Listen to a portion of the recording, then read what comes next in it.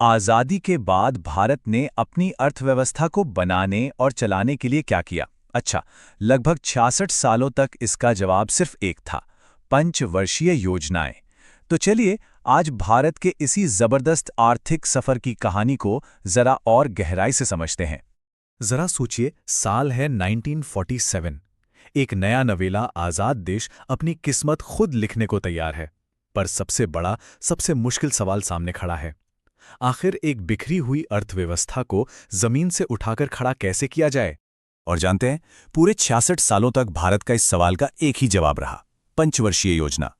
ये एक ऐसा मॉडल था जिसका आइडिया सोवियत संघ से लिया गया था, और इसी मॉडल ने दशकों तक भारत की आर्थिक दिशा तय की। तो इस कहानी की शुरुआत होती है 1951 से। और देखिए, पहले ही दशक में भारत एक बड़े दौराहे पर आ खड़ा हुआ। सवाल यह था कि पहली प्राथमिकता क्या हो, देश के करोड़ों लोगों का पेट भरना यानी कृषि, या फिर भविष्य के लिए बड़े बड़े उद्योग लगाना। पहली योजना का फोकस एकदम क्रिस्टल क्लियर था, कृषि। देखिए, देश उस वक्त बंटवारे और युद्ध से हुए नुकसान के बाद खाने की भारी कमी से जूझ रहा था। तो जाहिर है, पहली प्राथमिकता पेट भरना ही थी। इसीलिए हैरोल्ड डोमर मॉडल को अपनाते हुए सारा का सारा जोर खेती और सिंचाई पर लगा दिया गया। लेकिन जैसे ही पहली योजना कामयाब हुई, रणनीति में एक जबरदस्त यू टर्न आया। मतलब पूरा 180 डिग्री का बदलाव। सारा ध्यान कृषि से हटकर भारी उद्योगों और पब्लिक सेक्टर की तरफ चला गया। ये पीसी महालनोबिस मॉडल पर आधारित एक बहुत बड़ा दाव था, जो नेहरू के आधुनिक भारत के विजन का हिस्सा था। और हां, ये बदलाव सिर्फ कागजों पर नहीं था, ये जमीन पर दिख रहा था। पहली योजना ने हमें भाखड़ा नांगल और हीराकुंड जैसे विशाल बांध दिए। वहीं दूसरी योजना ने भिलाई, दुर्गापुर और राउरकेला में बड़े बड़े स्टील प्लांट खड़े कर दिए, जो आने वाले भारत की औद्योगिक रीढ़ बनने वाले थे। तो एक तरफ तो भारत बड़े बड़े बांध और फैक्ट्रियां बना रहा था, लेकिन भविष्य के इन सपनों पर जल्द ही मुश्किलों के बादल मंडराने लगे। सच कहें तो 1960 का दशक इन योजनाओं के लिए एक अग्नि परीक्षा जैसा साबित हुआ।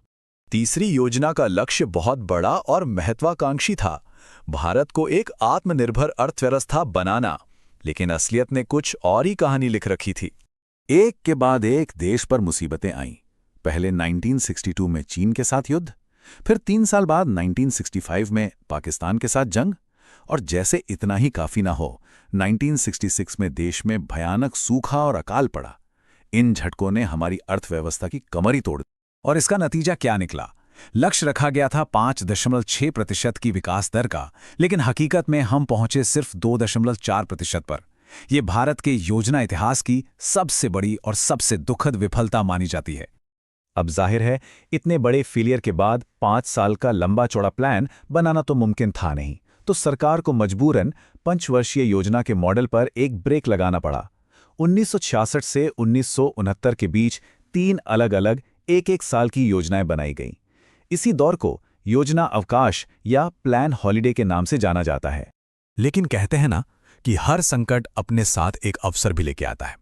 उस भयानक खाद्य संकट ने भारत को एक ऐसा ऐतिहासिक कदम उठाने पर मजबूर किया जिसने देश की तकदीर बदल दी। और वो कदम था हरित क्रांति। तो अब तक कहानी थी बड़े उद्योगों और बांधों की, लेकिन अब कहानी का फोकस बदलने वाला था।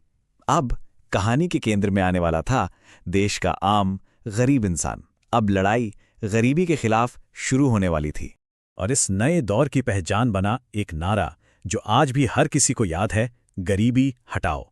ये 5वीं पंचवर्षीय योजना का सबसे बड़ा लक्ष्य बन गया, और सारा जोर अब रोजगार बढ़ाने, गरीबी मिटाने और सामाजिक न्याय पर दिया जाने लगा। और ये सिर्फ एक नारा बनकर नहीं रह गया, असल में ये एक बड़ा नीतिगत बदलाव था। 5वीं योजना के बाद से गरीबी उन्मूलन भारत की हर आर्थिक रणनीति के केंद्र में आ गया, और ये सिलसिला 12वीं योजना तक चलता रहा। इस लक्ष्य को हासिल करने के लिए कई नई सरकारी योजनाएं शुरू की गईं, जैसे कि IRDP यानी एकीकृत ग्रामीण विकास कार्यक्रम और NREP यानी राष्ट्रीय ग्रामीण रोजगार कार्यक्रम। इन सभी का मकसद सीधे गांव के गरीबों तक रोजगार और मदद पहुंचाना था। चलिए, अब इस कहानी के आखिरी दौर में चलते हैं। ये वो भारत था जो 1991 के आर्थिक सुधारों के बाद पूरी तरह से बदल रहा था। अब सवाल सिर्फ विकास का नहीं था, बल्कि ऐसे विकास का था जिसमें समाज का हर तबका शामिल हो। यानी समावेशी विकास। इस दौर की खास बात ये थी कि अब लक्ष्य ज्यादा साफ और मापने लायक हो गए थे। अब सिर्फ गरीबी कम करेंगे जैसी बातें नहीं थीं, बल्कि गरीबी दर को 5% तक कम करेंगे या 10% तक घटाएंगे जैसे ठोस टारगेट रखे गए। और इसी दौर में एक ऐसी योजना आई जिसे एक असली गेम चेंजर माना जाता है, मनरेगा, यानी महात्मा गांधी राष्ट्रीय ग्रामीण रोजगार गारंटी अधिनियम। इसने पहली बार देश में रोजगार को एक कानूनी अधिकार बना दिया। इसका मतलब क्या था? इसका मतलब ये था कि अब कानूनन हर ग्रामीण परिवार को साल में कम से कम 100 दिन का काम पाने का हक था। ये सिर्फ एक योजना नहीं थी, ये एक अधिकार था जिसने करोड़ों लोगों के लिए एक सामाजिक सुरक्षा का जाल तैयार किया। तो 66 साल और 12 योजनाओं के इस लंबे सफर का सार क्या है? अगर हम पीछे मुड़कर देखें तो ये पूरा दौर भारत का एक बहुत बड़ा और लंबा आर्थिक प्रयोग ही तो लगता है।